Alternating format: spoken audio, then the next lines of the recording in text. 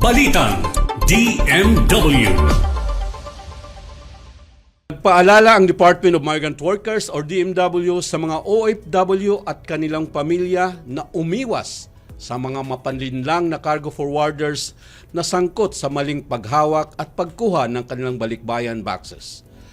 Katuwang ang National Bureau of Investigation or NBI, nagbabala ang DMW na huwag makipag-ugnayan sa Makati Express Cargo o sa mga kasusyo nitong nasa ibang bansa.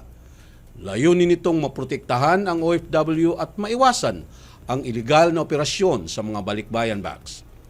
Pinapayuhan din ang mga OFW at pamilya na regular na i-verify sa Bureau of Customs o BOC ang estado ng kanilang freight forwarders para masiguro na mapagkakatiwalaan ang serbisyo.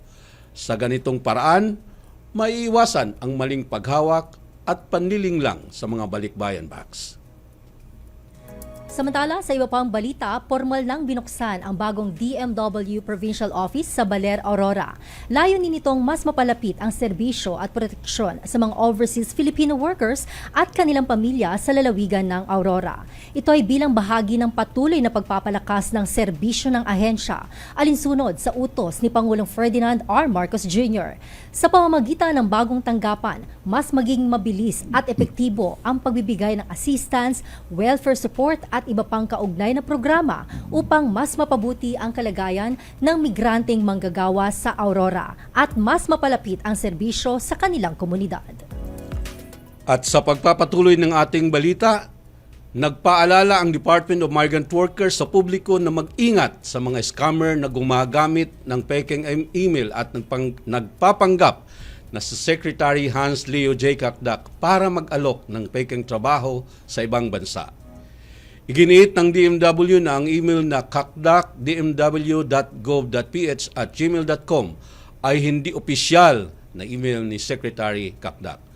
Ang peking account na ito ay maaaring magbigay ng maling impormasyon at makapanluko sa mga OFW at kanilang pamilya. Nilinaw rin ng DMW na hindi sila ang nag-a-announce ng overseas job opportunities o nagsasagawa ng proseso para sa trabaho abroad gamit ang email or social media. Pinapayuhan ang publiko na agad i-report sa mga otoridad ang anumang kahina-hinalang job offers na natatanggap mula sa email or social media. Huwag makipag-ugnayan sa mga hindi beripikadong accounts para maiwasan na mabiktima. Muling pinaalahanan ng DMW na makipag-ugnayan lamang sa kanilang official na Facebook page at website para sa mga opisyal na impormasyon at anunsyo tungkol sa trabaho abroad.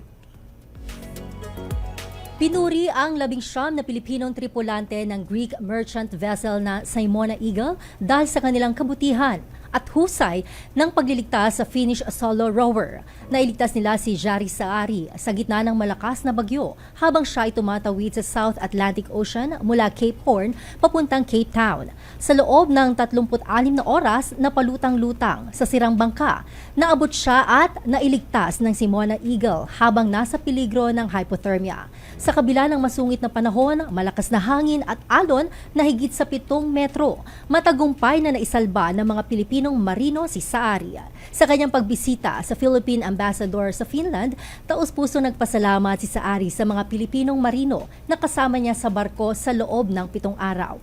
Pinuri niya ang kanilang pag-aalaga, kabaitan at husay sa pagtulong. Kinilala naman ng Department of Migrant Workers at Philippine Embassy sa Finland ang mga Pilipinong marino bilang huwaran ng profesionalismo at malasakit na nagdadala ng magandang imahe ng mga Pilipino sa buong mundo, lalo na sa panahon ng krisis.